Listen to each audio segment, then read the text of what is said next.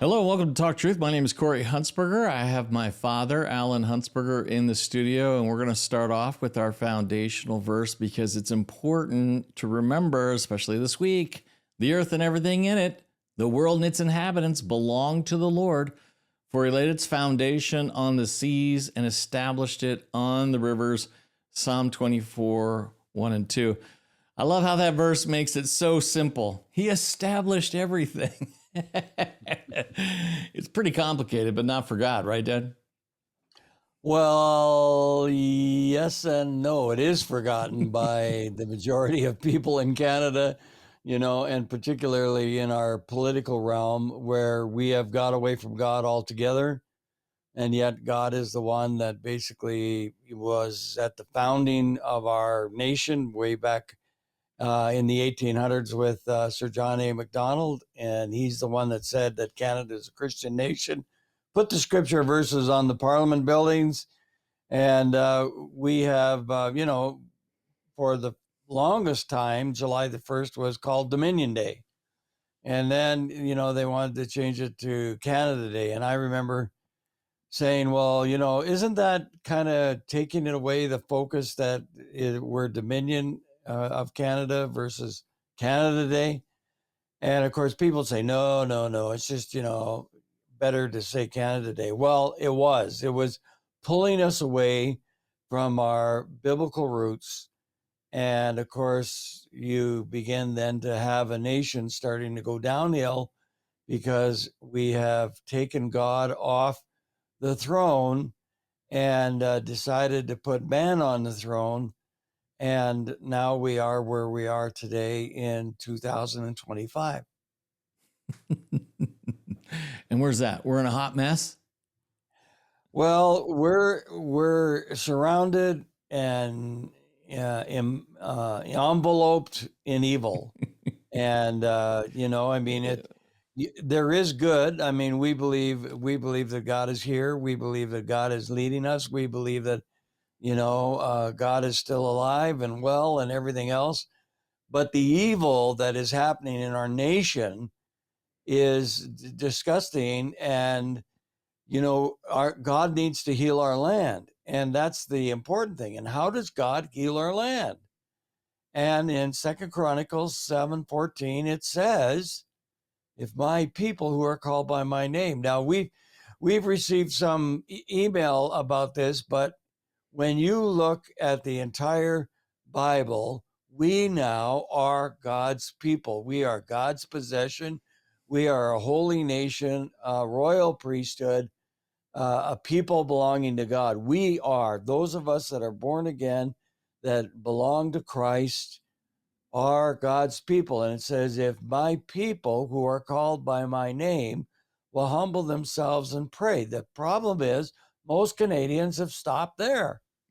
Yeah. You got to keep going. And it says, seek my face and turn from their evil ways. Now, of course, we say, how in the world can a Christian be involved in evil ways? Well, I'll give you one. An evil way is you voting for somebody that's not prepared to stand up to protect the unborn child in a mother's womb. Because when you vote for that person saying, this person is my rep, then you are uniting with that person in what that person believes, and instead of uniting with what you believe. Because if you believe that abortion is killing a live baby in a mother's womb, then you would be pro-life. So the problem is we have got to get back to our roots, and that's why that verse is so important. It's interesting how this topic brings up a little bit of controversy. Alan, you and I have received some emails, comments. It's fascinating. But, if only someone could write a book, title it Fix Canada, that might be helpful. Oh, wait a minute. We have someone on the show today who has authored a book called Fix Canada. In fact, he's authored 4 books. His Fix Canada book was a bestseller. He's also part of the by-election. He's a candidate for the by-election. His name is Jeff Willerton. He's with the Christian Heritage Party. He's also a veteran of the Armed Forces and a Taxpayers Federation. Jeff, welcome to the show. Thank you, Corey. Nice to see you guys. Nice to see you, Jeff. Hey, why don't you tell us a little bit about you? Like, where are you from? Where, you know what I mean? Like, I want to know a little bit about little itty bitty Jeff. You know, when you grew up, where were you born? Where'd you grow up? Tell us a little bit about yourself. Well, I guess to answer your question, I was born in Winnipeg. I tell everybody in Alberta that's why I'm such a nice guy and friendly Manitoba, you know. And born and raised in Winnipeg. After high school, I joined the military. Stayed with that for 8 years, quit, got out in Calgary, and bounced around a little bit. I accepted the Lord when I was in the forces. After 8 years, my first, I call it my first major step of faith, was to leave the forces and go back into civilian life. And ended up in Alberta, ended up in little town Barrhead, writing a weekly column for 3 small North Central Alberta papers. Those, I was told time and again, they were the first thing that people turned to, but anyways, twice actually, time and again. But those columns became the framework of a book that I published the following year. I only wrote the column for a year and a half. They became the framework of a book that I published the following year, which I've been revising and updating over the years, keeping it current with a changing political landscape, leading to what is now the 22nd edition of Fixed Canada. Jeff, first of all, I'm going to say thank you so much for coming and accepting our invitation to our Talk Truth by-election candidate forum. You were there and we had a great night. I wanted you brought up that you're a veteran of the Armed Forces. I wanted to just get your opinion. What do you think about the Canadian Forces today? I mean, I'm sure it's totally different than back when you were involved.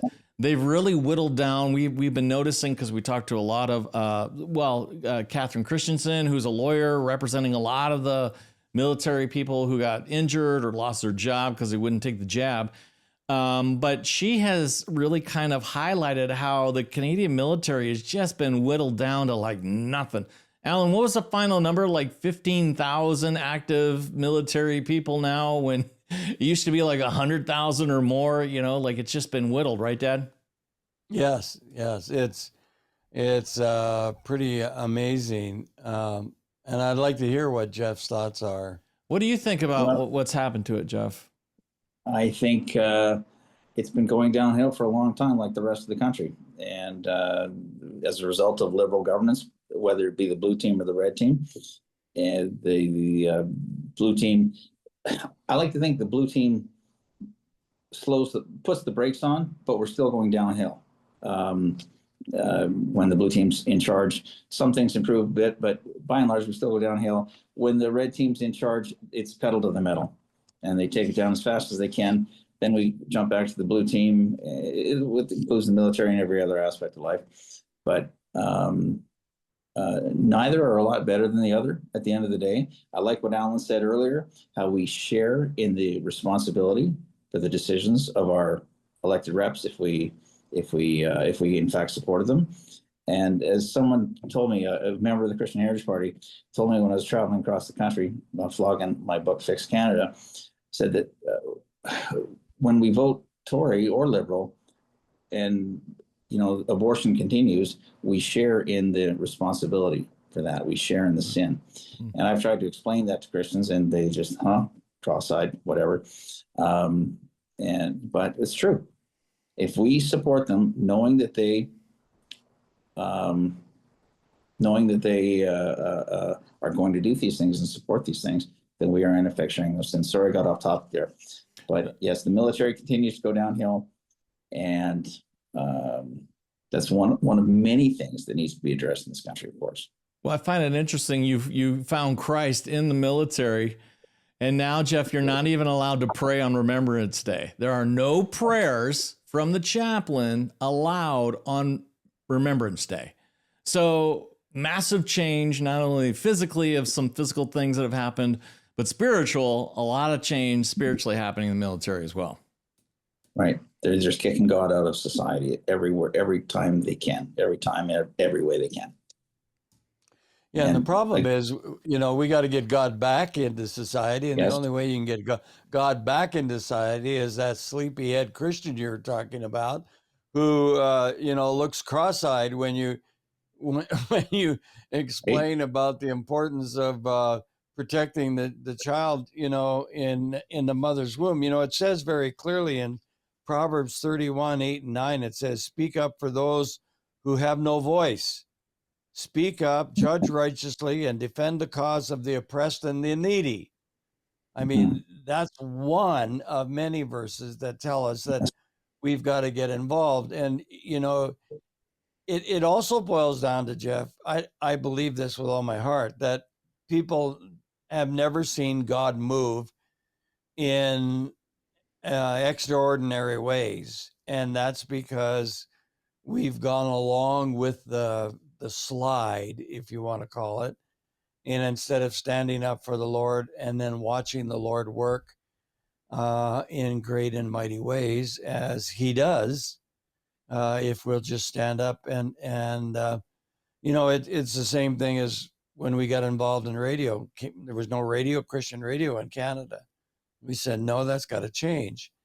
And even though it took 15 years, God moved, and we saw the move, and we know that God moves when you believe and hang in there for the right purposes.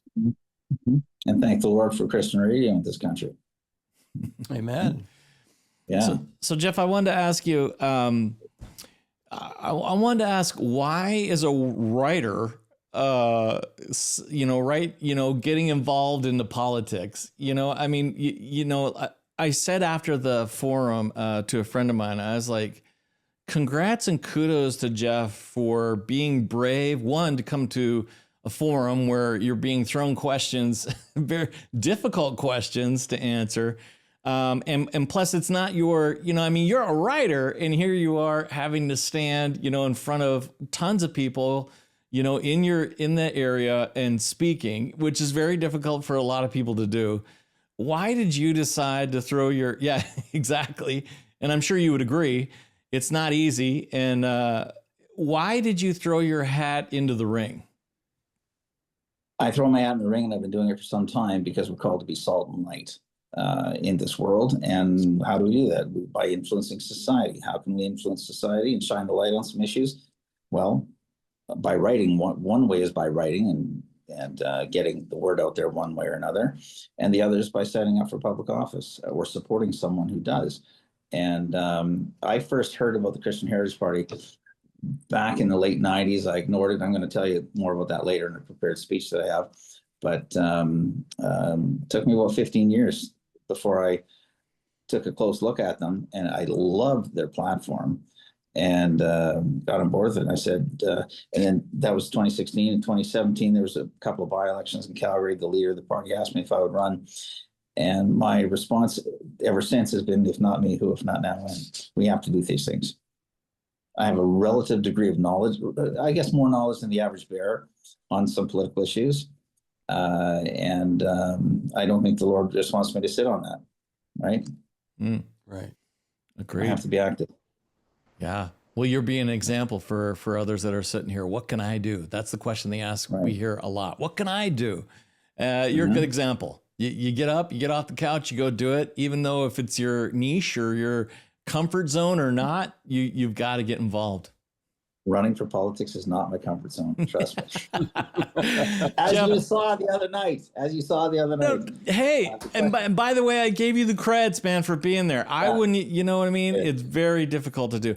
Let's talk about Fix Canada. Alan, I made a little joke at the beginning. Alan's talking about all these terrible things. And I'm like, if someone wrote a book about Fix Canada, which you have, bestseller, tell us a little bit about this book, Fix Canada. What's in it, and what are some of the principles?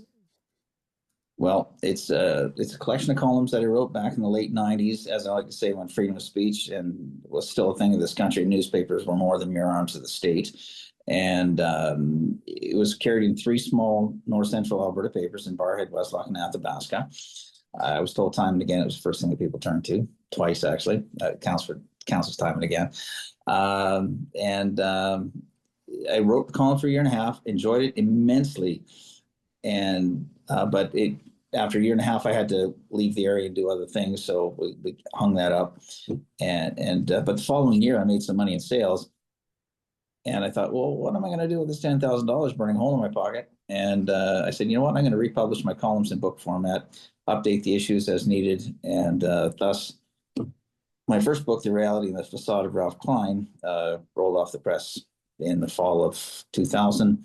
And I started campaigning towards what would become the spring 2001 election, selling it door to door. And as I went, thereby paying the bills. So I was able to campaign full time for 6 months. Didn't win the election, but I did better probably because of it. I think I finished second that time. And then I went back to, just working for a living. And I moved from Barhead down to Calgary in that time. Got another good job in sales. And again, put some money in the bank. And again, republished the book. This time I called it Time's Up, Fix Canada or Lose. Been through some name changes over the years. But I started campaigning again towards the next election. This time I campaigned for 18 months. Went from second to third that time. It was a bit disappointing, to say the least. And then after I lost that one, I went just working for a living. I think I went to work for a moving company. Hurt my arm after 6 months. I did some serious arm damage. So I needed to do something. I hadn't sold books outside of campaigning before, but I thought there's no time like the present to try. And that was 20 years ago. Here I am, still at it. Jeff, when you Yes. think of the Christian Heritage Party, why do you think Christians aren't attracted to it? Like, why do you think Christians stay away from a Christian Heritage Party? Because they think the name is a non-starter in society, and they might be right, but as Rod Taylor, the leader of the party, explained to me one day, the name is both a bulwark and both a hindrance and a bulwark against the weakening of our platform. It stops some people from coming on board, so it's a hindrance in a way, but it also prevents us from watering down our platform and our ideals. And we're not going to. Liberals aren't going to join this party, not just because of the name, but because of our principles. And so, which we cannot allow to be watered down, or we won't be the party that was started in the 80s by two couples, both one Protestant, one Catholic, who had tried to influence the Tory party from within. And when they would get somebody elected, he would go down there and he'd come back and say, guys, can't do a thing about it. We are totally controlled from the top down. And they realized that trying to influence the party from within was pointless. And they got it in their heads to start up a solidly conservative Christian political party. And here we are today, still at it 38 years later. So has anybody ever been elected into a seat or a riding? Unfortunately, no. We're still waiting for our first big breakthrough. But Have you?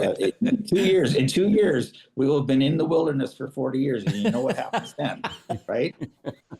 Well, Jeff, here's I know we're gonna get some emails and comments about this show, like, sure, why are you even wasting our time? Having a party on that's never been, ever elected, had anyone. But you know what? I appreciate, we're trying to help people understand. We need to inform ourselves, because we're stuck in our ways. And I think it's almost like, as Canadians, we go on autopilot. Like, I don't know anything about the Christian Heritage Party. I didn't even know you guys were in that long. And we try to get everyone back to the table. Let's have conversations so we find out a little more about who people are, what this party means, and all that. And you said you had something prepared that you wanted to share about the Christian Heritage Party. I'm going to go ahead and give you the floor to be able to do that. Okay, thank you. I'll be quick. Yeah. But I've already borrowed from it a little bit, so you're going to hear a little bit. No, repeat. Go for it. Apologize, but again, my name is Jeff Willerton. Like most people, when I heard about the Christian Heritage Party Canada, I ignored it. That was until the Tories abandoned the traditional definition of marriage in 2016. For me, that was a bridge too far. At that point, I said, maybe I need to check out this CHP thing. I read their platform. What I'm ashamed to say was the first time fell right in love with the party and represented them for the first time in a by-election the following year. Why do I love the CHP? Because for, among other reasons, they're not afraid to take a stand on divisive issues. Their motto is life, family, and freedom. On life, CHP believes in protecting innocent human life from conception to natural death, and as such, it will expand the definition of personhood to include the child in the womb. On family, it will restore the traditional definition of marriage, which will again be defined as that relationship that exists between one man and one woman to the exclusion of all others, thus bringing an end to the destructive social development known as same-sex marriage. And on freedom, it will restore freedom of speech in this country, arguably the second most important freedom we have next to the right to life itself, as it enables us to defend all our other rights. My objective in this interview is threefold. Firstly, it's my hope that thousands of Canadians will check out the party at chp.ca and take out a membership. That would be wonderful. Like any party, we need to expand our base, and hopefully this will contribute to that outcome. Secondly, I want those same folks to check out my campaign website at jeffwillerton.ca. If 200 people across the country drop a couple $100 into it, that could change the outcome. I'm not saying I'm going to win. That would be totally presumptuous, as rather a one-sided race. But if I finish second or third, it's distinctly possible that millions of Canadians will hear about us for the first time, which may lead to more memberships one way or another. Seeds will be planted. Thirdly, and very importantly, I want folks to visit fixcanada.ca, the purpose for which is to bring my book to your attention. Obviously, it's a little bit self-serving. It's called Fix Canada. I wrote it. Now it's 22nd edition. A lot of people have read earlier editions a handful of times. My record holder claims to have read the 16th edition between 10 and 15 times, and it keeps getting better every time I go back into print. A woman bought a copy of the 22nd edition from me at a nonpartisan political meeting in a town in north central Alberta a few months ago. A month later, she showed up at a similar meeting, at which I was also in attendance, and she bought 15 more, saying, and I quote, "This book should be in every home in the country." I couldn't agree with her more. If it were, adults would make better decisions in the voting booth. I'm sure adults would make better decisions in the voting booth.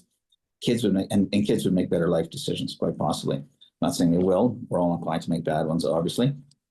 I'm the prime example of that, but they might make fewer of them. And of course, with God, all things are possible. You know, Jeff, what'd you say? Sorry. My prepared statement. I love that you stick to your roots, man. You are a writer. That's what you are. You're not a polished, you know what I mean, look into the camera, you know, kind of politician. You are a writer and you stick to your roots. Jeff, we really appreciate you having you on the show.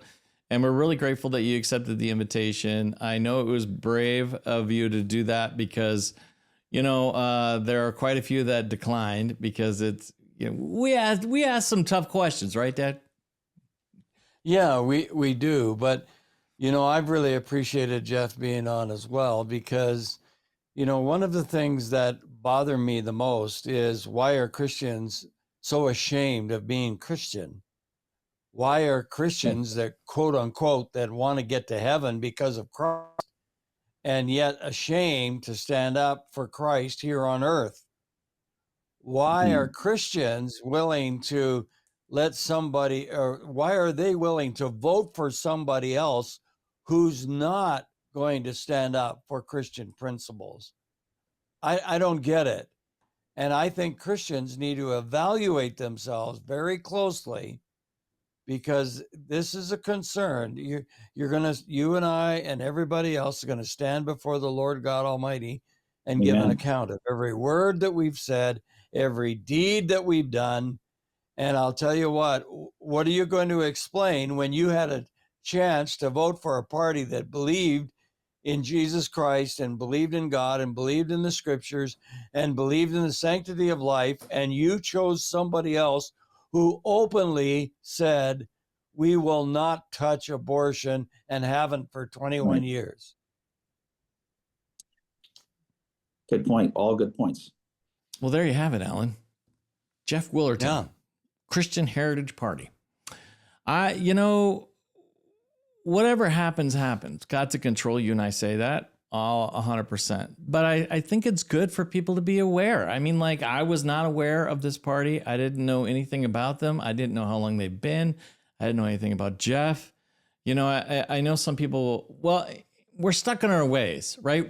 Like I said at the beginning of the show, we're on autopilot, and that's the problem.